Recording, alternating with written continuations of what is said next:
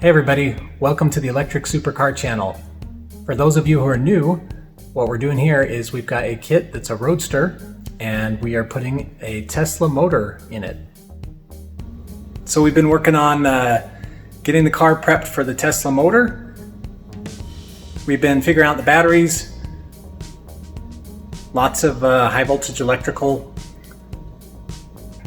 This week, if everything goes well, we're gonna get that motor spinning. Here's my prediction though. I predict that we'll get everything wired up. We're gonna try, and there will be some error, something miswired, whatever, and it's gonna give us troubles, and we'll have to kind of research and do help, and don't know if we're gonna get there, but we're gonna get there. All right, so what we need to get going, what we need to finish up. So, a couple things. I need to get, essentially those are the wires for the motor, the cables for the motor. So I need to get those cables coming out of those positive and negative contactors. Beyond that, I need to essentially put all the battery modules in series. So I've not connected them yet. I need to make sure we got proper voltages and such, and then connect them all. At that point, I will go ahead and join the negative terminal here, the battery. So that'll kind of power up the Tesla unit there, the controller, and that one will power up the contactors. So again, that's my first concern, making sure all that happens. Again, if that works, if we got voltage, the 400 volts or whatever from the battery pack and the contactors are good, then it's all down to if we got things wired up correctly to the controller. So I may be in contact with EV Controls to see what some of those error codes are, if we have any. So fingers crossed. Okay, so I don't know how close each module needs to be to each other, but I think I've got them all, within about a half a volt. So 56.9, 56.7, 56.9. Again, the one's in the back, one's 56.9, the other one's 56.6. So I'm gonna say that's close enough. I'm gonna go ahead and start connecting these in series.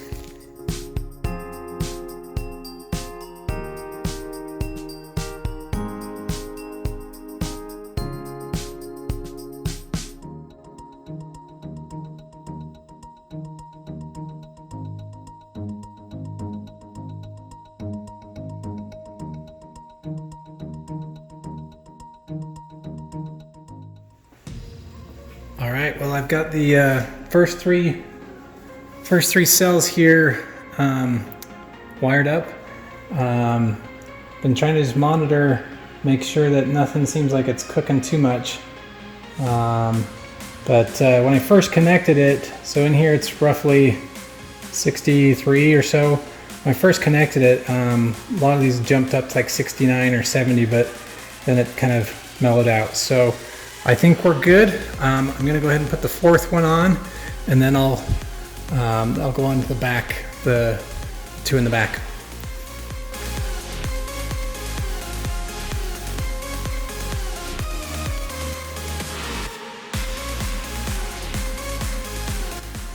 All right, so got them all. These four modules here are all connected now in series. And that last one there is going to the back. So I'll switch around and go do the back. So far, I was gonna say no sparks. Temperature readings haven't spiked above like 70. So again, I think things are kind of normalizing and things are looking okay. Maybe I just got lucky. So we'll keep going.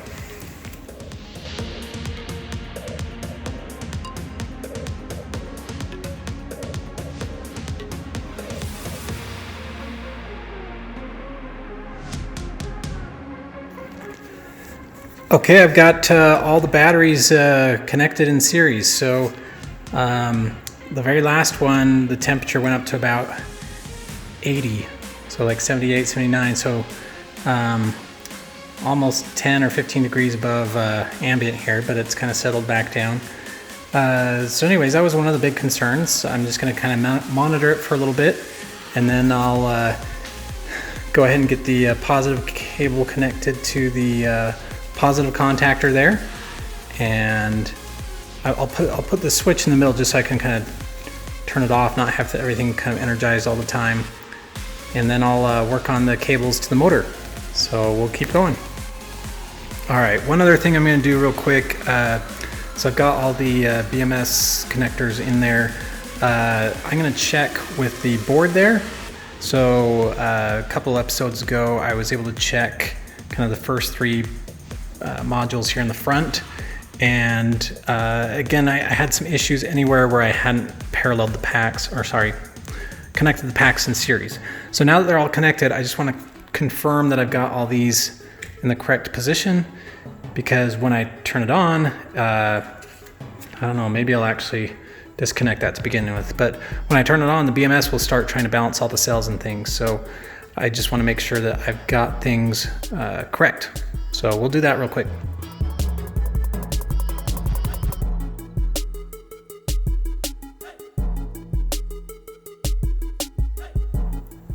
All right, so we got all the BMS wires tested. Everything tested out good, got everything wired correctly. So plugged them all back in. I still think when I turn this on for the first time, I think I'm gonna have this unplugged. Just kind of want to tackle one thing at a time. All right, so next I need to get the, essentially the cables coming from the motor. So they kind of end right here. I just need to get these guys joined up with other cables that will go to kind of the output of the two different contactors. So I'll get busy making cables.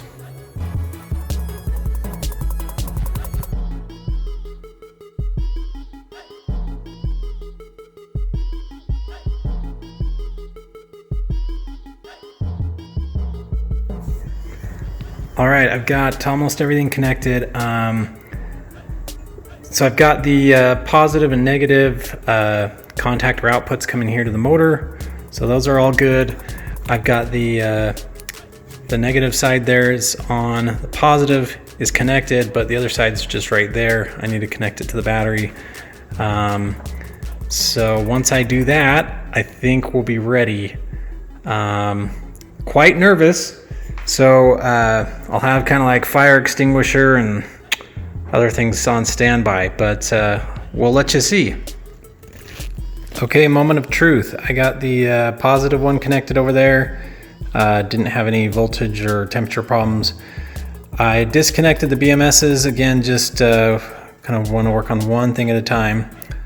So after we get the Tesla unit working, or read any error codes and get the motor spinning, then we can go on to the BMS. But my past has not been the best with electrical.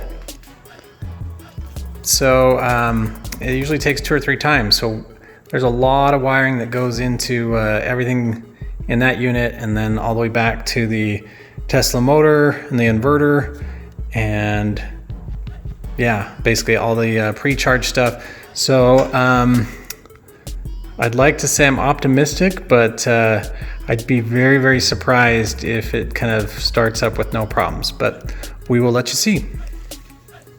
All right, so we're gonna go ahead and connect the 12 volt battery here.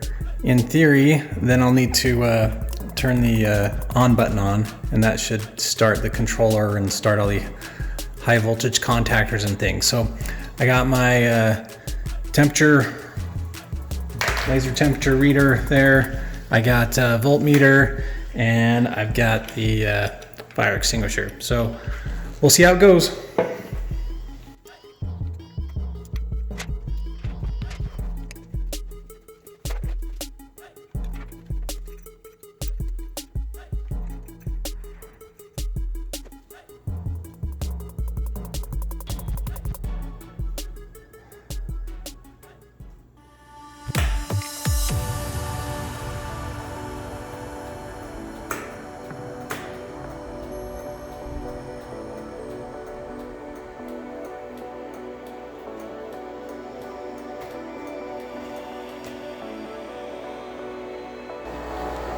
Okay, well, I'll take you around around the car here.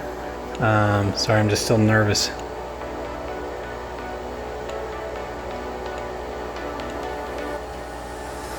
Okay, so basically when I started it up, it had a couple clicks initially just with the probably the negative contactor, and my guess is the DC to DC converter, and then a couple seconds later the positive contactor. Initially the blinker was on and you can hear the pump running. Alright, so here we are on the other side of the car. This is, I think, the most interesting part here is where it says fault codes and it doesn't have anything. So before, it always lists off a whole bunch of fault codes. So I'm going to go ahead and play with this a little bit. The biggest thing I want to do is I want to go ahead and push the D button, that's put it in drive, and see if it gives any fault codes, and if not, I just want to touch the accelerator, see if the motor will spin. Okay, so all the times before, whenever I've touched the button, nothing's happened, so we'll see here. Now you have to do it without gloves on. Forward drive. I wonder if I have to have my foot on the brake or something. So I'll try my foot on the brake. If not, I'm gonna have to do some reading. Okay, so when I put my foot on the brake, it lets me go into drive. So then go back into neutral. And foot on the brake goes into reverse. And the other cool thing, I'll show you here, I'm in reverse. So I'm gonna go ahead and kick out of reverse, but the white lights, the white reverse lights are on. So I'll go to neutral now. I don't know, did you see that? Go back to reverse. See, so reverse lights are working, which is controlled by the Tesla unit. Shifting into drive, neutral is working. So I'm going to go into drive again, and I'm just going to touch the accelerated pedal. Just I want to see if the motor spins.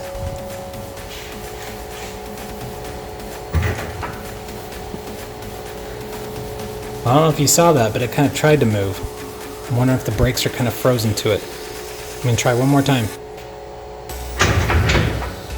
So it's giving it juice. Yeah, I'm thinking maybe the brakes are stuck to it. I don't want to like go too much. I also don't really have any of the rear suspension tightened, so I don't want to kind of give it too much juice. All right, so I think what I'll do is I'm going to go ahead and remove the brakes. Yeah, just anyway, I think I'll remove the brakes and see if things will spin.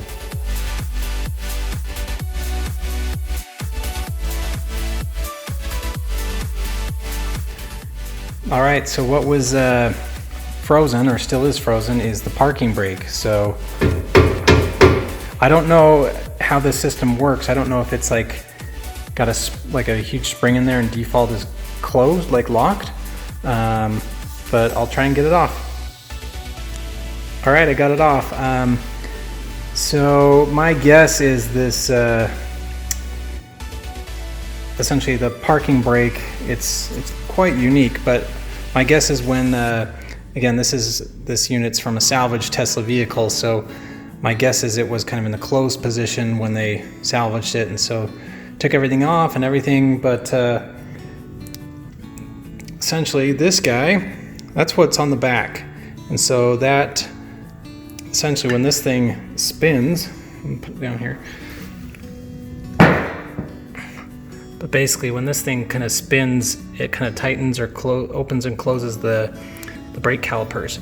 So that is the kind of solenoid there. So it took the solenoid off. This is just Torx, I think T25, and once you get this off, this one you can just put a 14 millimeter wrench on. So just kind of like this, and then you can tighten or loosen. So I guess if anybody has a Tesla and their parking brake's stuck on, they don't have power to their Tesla, you need to tow it or whatever, that's how you get it off. If you want to take the whole thing off, I believe these were, what is this? This is 5/8. So I think I ended up using 5/8. It didn't have a great fit, but so anyway, got one off. I'm gonna go ahead and take the other side off. I'll leave the regular brake on. Maybe I can put this one back on. Actually, I can put the parking brake back on now that I've got it all loose. So, but for now, I'll leave this side off and I'll just take the other parking brake off. All right, I'll let you see the whole thing. So we've got the passive keyless entries within range. So that'll allow us to turn on the car. So I'll turn on the car. Again, you'll hear the contactors go. This will kind of boot up. The Tesla controller there will boot up. And once it boots up, I'll have to put my foot on the brake, but I'll shift it into drive. Just tap on the pedal so you can see this spin. First revolution. That's all we're gonna do, because then I need to add some transmission fluid. So wish me luck.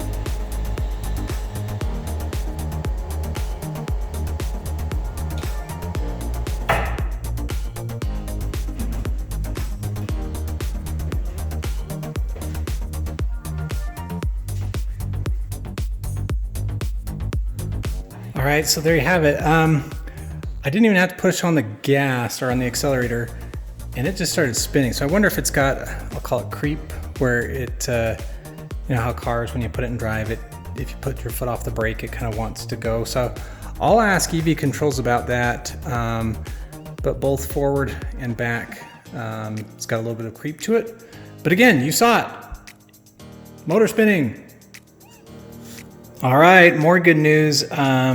The DC to DC converter seems to be working. So the battery initially started out at 12.6 volts. It's now up to 12.8 volts. So that's also great. Just great, great, great. All right, I'm gonna show one more time. This is kind of how the car would be used, but I'm gonna go ahead and get in. And I've got my start stop button there. Again, my passive keyless entries in range. So when that's in range, I can hit start. So you heard the click. Then again, that's the positive contactor, pumps going. This is all active now. So when I push on the brake, let's get down here. So when I push on the brake, you see that red light goes. And again, I don't know if you can see, but there it is. Yeah, so my brake lights go. I'm going to take it off. So again, then it's off. So when my foot's not on the brake, I can't toggle these, which is a good thing. When it's on the brake, then I can toggle. One of the things I learned is, again, when my foot's still on the brake, these are all at kind of 0 RPM. Again, I'm in reverse. I don't know if you can see, but you can see that it's got it also controls my reverse lights. So as soon as I let my foot off the brake, you'll see the RPM start to go. So, and then essentially you can see the wheels spinning.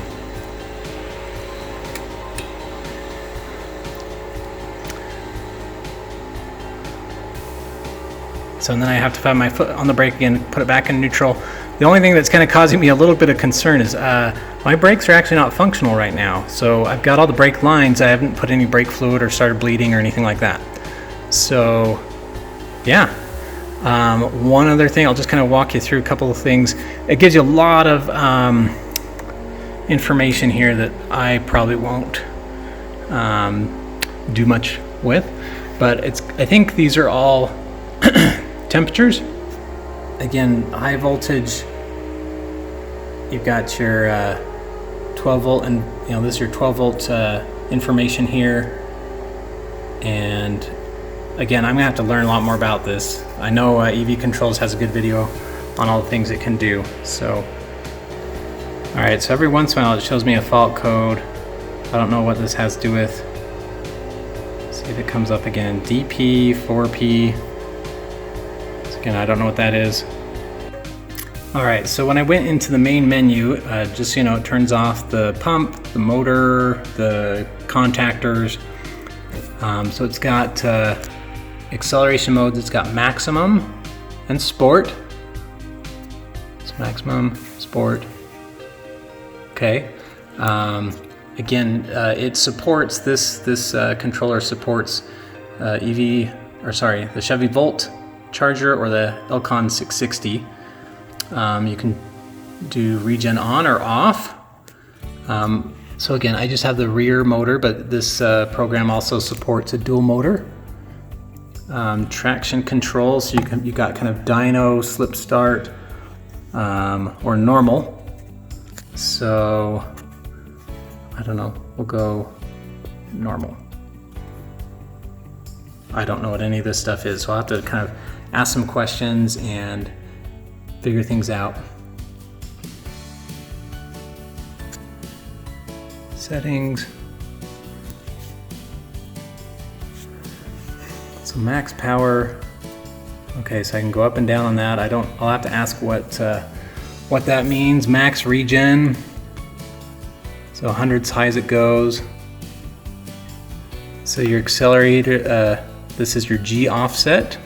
So I think this is how it does its traction control. But again, I'm not sure. This is your front wheel speed sensor and your speed scaler. This is where if you want the fan to come on at what temperature, your minimum high voltage, and yeah, inverter on, inverter off. So lots of cool information. I will keep digging and let you know when I figure some stuff out. All right, so I emailed EV Controls about the fault codes, and they said they were not actually fault codes, and I just needed an updated firmware.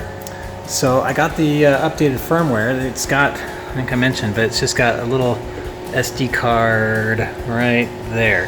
And so put the files on that, started it up again. It took maybe 60 seconds or 90 seconds, something like that, and then it kind of booted back up, and again, now no more fault codes.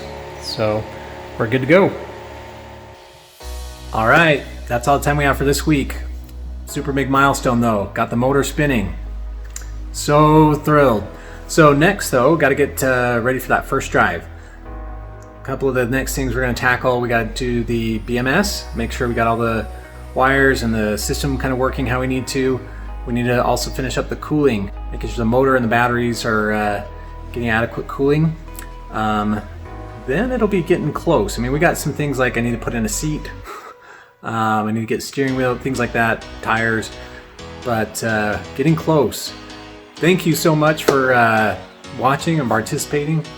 Please share, like, and subscribe. See you next week.